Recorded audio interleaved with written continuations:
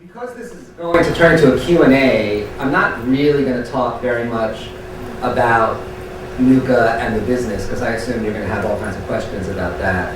And what I actually wanted to talk about is something that, as a designer, well, maybe I'll give you a little bit of background. I started out as a graphic designer. I actually wanted to go to school for architecture, but then I became a graphic designer. I'll give you the whirlwind overview. I went in to do corporate communications, a lot of corporate identity work. Then I decided, okay, now I want to do advertising. So I went and I did advertising. Then I decided, oh, you know what, I think it would be really fun to do a fashion magazine. So I got a job at Condé Nast as an associate art director. And then I said, oh, this is bullshit. I want to go back to advertising. So I went back to advertising. And even before that, I lived in Tokyo and worked as a graphic designer and art director, also in corporate communications, and spoke Japanese. And I decided that, well, it's kind of pointless that I'm not using this. I want a job that uses Japanese, has international travel, and also uses my design skills. So then I got a call from someone. I also became a computer geek totally by accident because I was allergic. I developed an allergy for cigarette smoke, and I was a club kid since I'm 14. And the clubs in New York were really smoky. It's really interesting how all these things come together. And so I started, I was like, oh my God, how am I gonna have sex if I can't go out to clubs? So I discovered the ICQ networks and bulletin boards and all these things. It was early in the 90s. It was very nascent. And I started building my own websites and all these different things. And from that, I got a call from some Japanese investors that wanted to start an interactive design studio in New York, because that kind of know-how wasn't in Tokyo at that time. So it was from that period that I started New York Zoom, which was an interactive design studio where I hired Tina. So that's sort of just a little bit of background, but what I really want to talk about is the theme of motivation. Now, I think it's really interesting when you think about why do people do what they do? Like, if you think about doctors, maybe not in America, but doctors for the most part, you want to think that they become doctors because they're motivated to help people. Now, investment bankers, maybe they're motivated by greed. Photographers, fashion photographers, are definitely motivated by lust.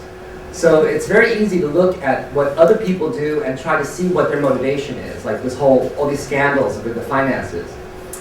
It's motivated by greed. It's very simple. It's sort of like a core value for a corporation, and there is that person expressing that core value. It's very easy to understand, and in that way, I find it quite interesting.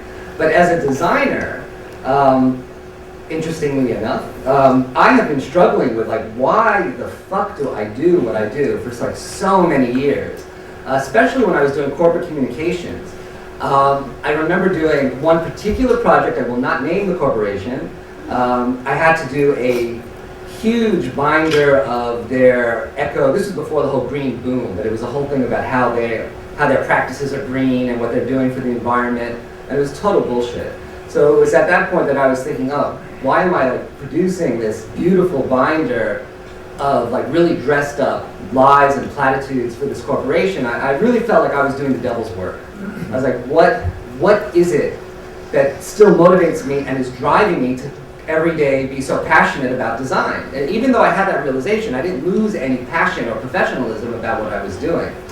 So this is I'm talking about this 15 years ago. I'm thinking, why am I doing this? And then in order to sort of make myself feel better, I got accredited to do recreational therapy, and I worked at the New York Foundling Hospital here. It was in Chelsea at the time.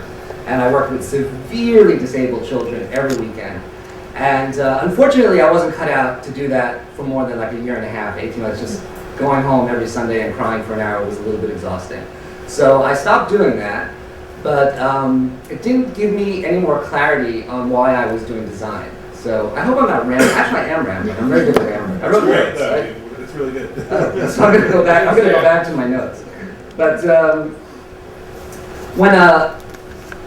what really put this all into perspective very recently was someone asked me, why did you choose to do a watch?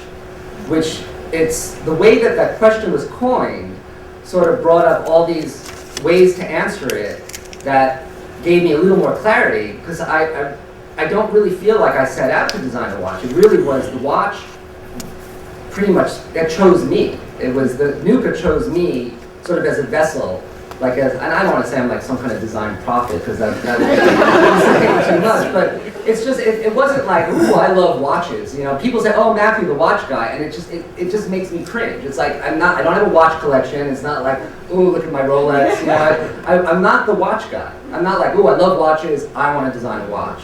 The Nooka was an end product of starting that interactive design studio and there not being any information architects. And me just trying to get my clients to understand, no, you do not need an animated graphic on your opening page. No, you don't need this. Don't show me all this link and say, oh, I like this, I want it to look like this, without presenting any type of framework on the goal for your site. What do you need this website to do? I'm sure everyone remembers in the late 90s, websites were just a hideous mess. And I, even when, you know, my background is corporate communications and you know, CI and corporate identity systems. So if something doesn't have a reason, you know, I'm not like one of those aesthetic designers. I don't, you know, never was able to just take an aesthetic and just go with it and just like, oh, to dress this up. For me, every part of a marketing piece or a design piece has to have some kind of meaning. Whether that meaning is created before you design it or it's tacked onto it later, I don't care. You know, I also teach here at Parsons. I want to be sold just as a client. You know, I don't want you to, I can't believe like how many times you hire a young designer and they do something and you ask them to explain it and they say it looks cool. I was never that it looks cool kind of designer. It was just not my thing. So what was I talking about there? That you're not the watch guy. Websites, yes. Let's play this again. Let's do this again. Hold on. I need my visual background. You're going to edit out all the dry spots, right? Sure.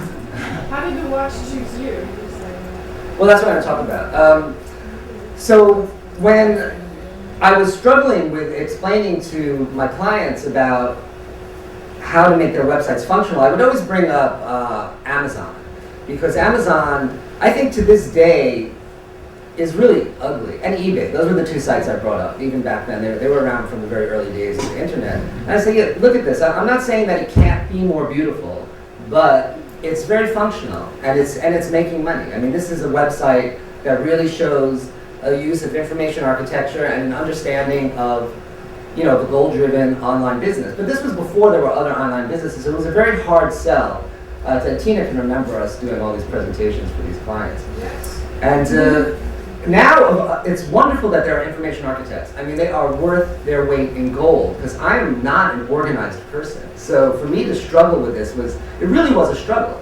I would, but because I'm a consummate professional, I would look at everything. You know, I studied about the QWERTY layout of the layout for the keyboard. It's not very intuitive, and reading all the arguments for and against. That if you type too fast, the keys would get stuck. I don't want to digress too much on all these things, but I would look at every object, like from what does it mean for something to be intuitive? A lot of people would, when I have discussions with designers, people would say, oh, well, you know, IKEA instruction manuals. There are no words. You don't need to be able to read a language to be able to follow an IKEA instruction manual. I would disagree. I think a lot of them are horrible. I mean, you just can't figure it out at all. But it's a good start. And especially with websites, you didn't need to have you shouldn't have to have instructions. You shouldn't need FAQs to be able to figure out to get from page to page. So this is the very early days. I'm obsessing. I'm looking at everything. I'm looking at shoes. You know, when you're an adult, you tie your shoes, you do not think about it. You think it's easy. But if you try to remember how hard it was to learn how to tie your shoes when you were a child, it's a real complicated process. It's not an intuitive process.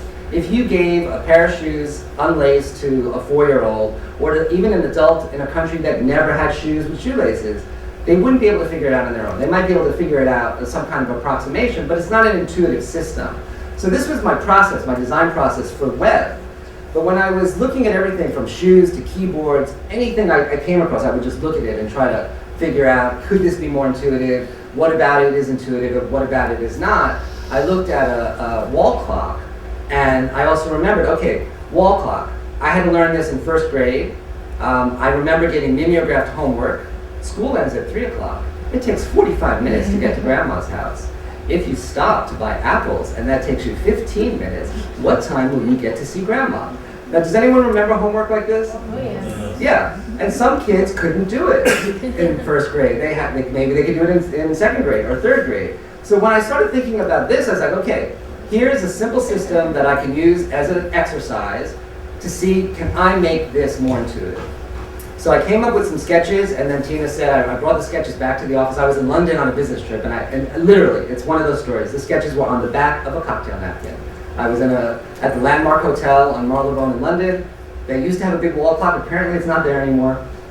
It was an old station clock, and I had like sketches for maybe 5 or 6 different ways to represent time, and that basically morphed into what became Nooka. So when you say, it chose me, it wasn't, it sort of was, it was this whole confluence of influences and processes that ended up becoming a watch, which brings me back to my constant conundrum when people ask me about Nooka and they say, oh, Nooka the watch company. It's like, no, Nooka is a design company. It just so happens the only product we've brought to market is a watch. So it's this is in terms of a branding struggle, this has been one of my biggest struggles in articulating that. And I recently had an epiphany that goes back to this whole crisis of motivation. I was still, okay, so I got the intuitive thing out of my system, but now I'm like, motivation, what is it? Why am I still doing this? Like, even when Tina introduced me, she saw the initial designs and she never imagined that it would actually become a product or something even successful. And I was told that by so many people. They're like, oh, don't waste your money, oh, don't waste your time. With the Q&A, we can get in all the sort of more, what do you call that? The questions about how it actually happened. But back to like what motivates a designer to do what they do, or myself, in particular, since I'm the one here talking to you, I was thinking and trying to think that, okay, I say we're a design company. But we're not a watch company, and people say, okay, so what else are you doing? What are you doing that's non-watches? And we actually do have a lot of products coming up this year and next year that are totally not time related. But this brings up the problem of, branding. If your brand is all about innovation, and so up until now we had taglines that say a graphical representation of time, a new way to look at time, we sort of boxed ourselves into this really tight corner where if you do a non-time related product or a non-watch related product, how do you apply those core values to the new product? And this is why I'm still obsessing about motivation. So you have to see how my brain works. It's like multiprocessors constantly processing all these different streams of thought. And I'm not supposed to leak any of our new products. My business manager is really strict about that. But we do have a fragrance that's going to launch this summer. It'll launch for press, and it'll launch for the public in the fall. So when you're launching a fragrance, it's like, how do you apply the Nooka? Not just Nooka aesthetic is easy, the bottle and the marketing, that's quite easy to do. But how do I market, or how do I re-articulate what it is Nooka? What is the essence of Nooka? What makes Nooka Nooka? Fragrance. Well, that's probably already been used. But it goes more back to like, what is a core value, and this is tied into what is the motivation to, a product like this wouldn't have happened without an enormous amount of passion and motivation. So if I can't identify that, I feel a little bit handicapped. So I came up with back to that first question, how the watch chose me, brought up all these other things when thinking, okay, I speak Japanese, I'm really good with foreign languages, I have this graphical representation of time as a product, I do corporate identity work. What is the common theme on all these things? And then I had this epiphany while I was brainstorming for another product. I actually owe a debt of gratitude to my friend Miho. She's what used to be in the band, I don't know if anyone knows, Chiba Mato. She's like my muse, but she really helps me get my thoughts together. And she's the one who came up with it. She said, no, Matthew, what you're doing is you're trying to create a universal language. And that's when I had this epiphany. It's like, that's my motivation. I want to be able to communicate without language. What is a logo? A logo is an icon. It's something simple that has to communicate a single core value, or never more than 2. unless it's typographic, but I'm not going to get that would be a whole other presentation. When people ask me, like, what are design icons to me, I think of all this stuff from the 60s and sci-fi references, but I also think about Hello Kitty. And I was asked recently, why Hello Kitty? And I'm like, well, up until Hello Kitty, if you look at cute as a core value, it was always tied into a very complex narrative. If you look at like Disney films and all this other stuff, well, I know we're on time, so I'm going to speed it up. So Hello Kitty basically takes the concept of a logo, of more like a corporate identity system, where the core value is cute. And to me, that really resonates with the work I do. And it communicates that in a universal way. You don't have to write the word cute. Everyone looks at Hello Kitty and thinks, oh, it's so cute. So it's very successful. So with that, I realized that that is the Nooka core value, is products that speak a universal language. And that's my presentation.